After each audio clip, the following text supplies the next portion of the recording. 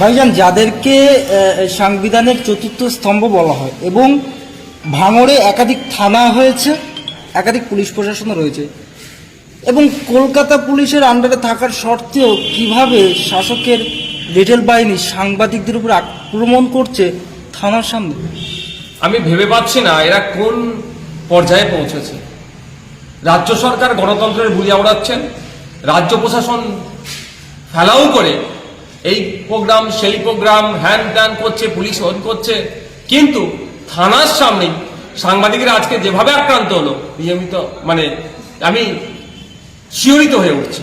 আমি তীব্র নিন্দা ধিক্কার জানাচ্ছি। এই বিষয়টা কিন্তু আমি দেখছি, যদি কলকাতা পুলিশের ভাঙড় থানা ভাঙড় ডিভিশন যদি ঠিকঠাক পদক্ষেপ গ্রহণ না করে, আমি বিধানসভায় তুলব এবং মুখ্যমন্ত্রীকে প্রশ্ন আমি সম্মুখীন করব। মুখ্যমন্ত্রীর কাছে প্রশ্ন উত্তর চাইব। আমি প্রশ্ন করব যে এমনি সাংবাদিক স্বাধীনতায় পশ্চিমবঙ্গ সহ ভারতবর্ষের অবস্থান অনেক তলনিতে, ভয়ঙ্কর জায়গায় পৌঁছে গিয়েছে। 180টি দেশের মধ্যে 159 র্যাঙ্কে আমরা সাংবাদিক স্বাধীনতায়। আর আপনারা খবর করছেন সাংবাদিক আমার বিপক্ষে যেতেই পারে, আমার পক্ষে আসবে সবটাই আশা করা আমার বৃথা। তো বিপক্ষে যাওয়ার জন্য আমি আপনাদের আক্রমণ করবো, আপনাদেরকে প্রাণঘাতী হামলা চালাবো আবার থানার সামনে? এটা কোন লেভেলের অসভ্যতা আমি চরমেরা পৌঁছেছে। এটার জবাব আগামী দিনে দিতে হবে। মানুষ তো দিচ্ছে না জবাব। সাংবাদিক বন্ধুদেরকে বলবো নিরপেক্ষতা বজায় রেখে আপনারা এদের দুর্নীতির বিরুদ্ধে লড়াই করে যান। ইভেন নওশাদ সিদ্দিকী আমারও ভুল হলে আমারও আপনারা সমালোচনা করবেন। আপনারা সমালোচনা করলে আমি মনে করবো আমরা ভুলটাকে আমি ঠিক করে শুধরে নেব।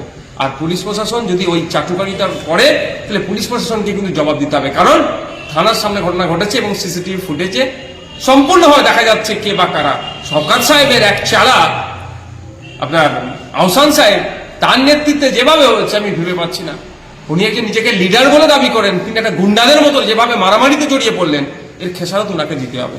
সাংবাদিকরা যদি এইভাবে মার খায়, তাহলে সাধারণ মানুষ কতটা আতঙ্কে রয়েছে আজ ভাঙড়ে? একদম। এইটা অ্যাকচুয়ালি এইগুলো যারা ফ্যাসিস্ট চিন্তা ভাবনা নিয়ে চলে, তারা সবসময় এগুলোকে করে। সমাজে একটা আতঙ্ক তৈরি করে রাখবে, সোসাইটিতে একটা এই ভয়ের পরিবেশ তৈরি করে রাখবে। এমন পরিবেশ হয়ে যাবে যে মুখ খুলতে সাহস পাবে না সাংবাদিকরা। সাধারণ মানুষ তো দূরের কথা। কদিন আগে মধ্যপ্রদেশে দুর্নীতি হয়েছে, তার বিরুদ্ধে খবর করেছে, পিটিয়ে খুন করে দিয়েছে। উত্তরপ্রদেশে সেখানে দুর্নীতি হয়েছে, খবর করেছে, তাকে খুন করেছে। অসমে মুখ্যমন্ত্রীর দুর্নীতির বিরুদ্ধে খবর করেছে, তাকে গ্রেফতার করেছে। আবার নাকি তাকে দ্বিতীয়বার তাকে জামিন হয়ে গেছে, আবার নাকি তাকে বিভিন্ন ধারায় কেস করে তাকে গ্রেফতার করেছে। আর পশ্চিমবাংলা দেখুন, তৃণমূল কংগ্রেস দুর্নীতি করবে, অন্যায় করবে, মিথ্যা প্রচার করবে, তার বিরুদ্ধে এদিকে খবর করে। আমাদের গতকাল কি আমাদের ভাঙড়ে এক সাংবাদিক আপনার আব্দুর রশিদ শেখ, সে একটা খবর করছিল, তাকে রীতিমতো তুলে নিয়ে গিয়ে অপহরণ করা টাইপ করে তাকে মারধর করেছে। এগুলো সব আমরা দেখছি। এগুলো নিয়ে দুটো দিক, একটা হচ্ছে রাজ্য প্রশাসন কি করছে আমরা দেখবো। যদি প্রশাসন তার মতো কাজ না করে, আইনের দ্বারস্থ কোর্টের মাধ্যমে হবে।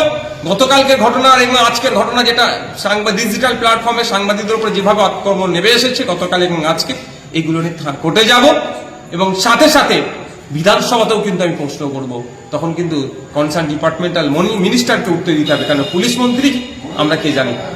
কিন্তু এই রশিদকে তুলে নিয়ে যাওয়ার পরে পুরো থানার সামনে থেকে তুলে নিয়ে গিয়েছে, গিয়ে মারধর করেছে, কিন্তু পুলিশ 24 ঘন্টা পার হয়ে গেছে, এখনো কোনো অ্যাকশন নিল না।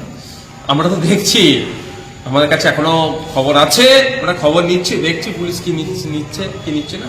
Police in action, police over action, দুটো বিষয় আছে। এটাকে নিয়ে কিন্তু আমরা কোর্টে যাওয়ারটা রাস্তা খোলা আছে। বললাম কি, পুলিশ যদি মনে করে কাউকে বাঁচাবে, কোর্টে যে পুলিশকে জবাব দিতে হবে।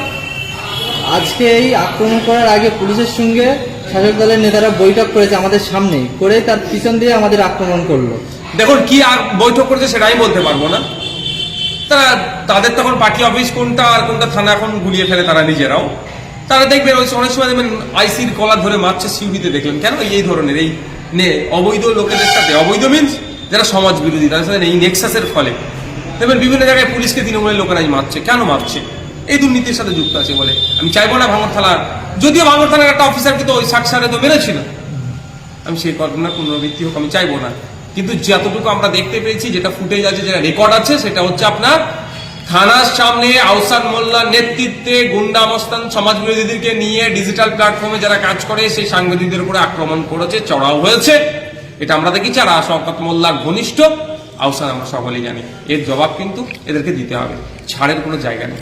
ভাইজান, প্রশ্ন উঠছে গণতন্ত্রের, কারণ যেভাবে প্রশাসন থাকা অবস্থায় যেভাবে শাসকের লেটেল বাহিনীরা অত্যাচার করছে, তাহলে কি থানা এবার তৃণমূলের পার্টি অফিস বলা যেতে পারে? দেখুন, যদি মানুষ থানা থেকে মুখ ফিরিয়ে নেয়, পুলিশের উপরে ভরসা দিয়ে কমে যায়, তাহলে মানুষ কি হবে? মারামারি হবে, হানাহানি হবে, কাটাকাটি হবে, আইন হাতে তুলে নেবে। এটা আমি কোনো মতেই চাই না। আর তাই আমি অনুরোধ করব প্রশাসনের কাছে, অবিলম্বে ব্যবস্থা গ্রহণ করা হোক, যারা কালপিট তাদেরকে গ্রেফতার করে সর্বোচ্চ শাস্তির ব্যবস্থা করা হোক।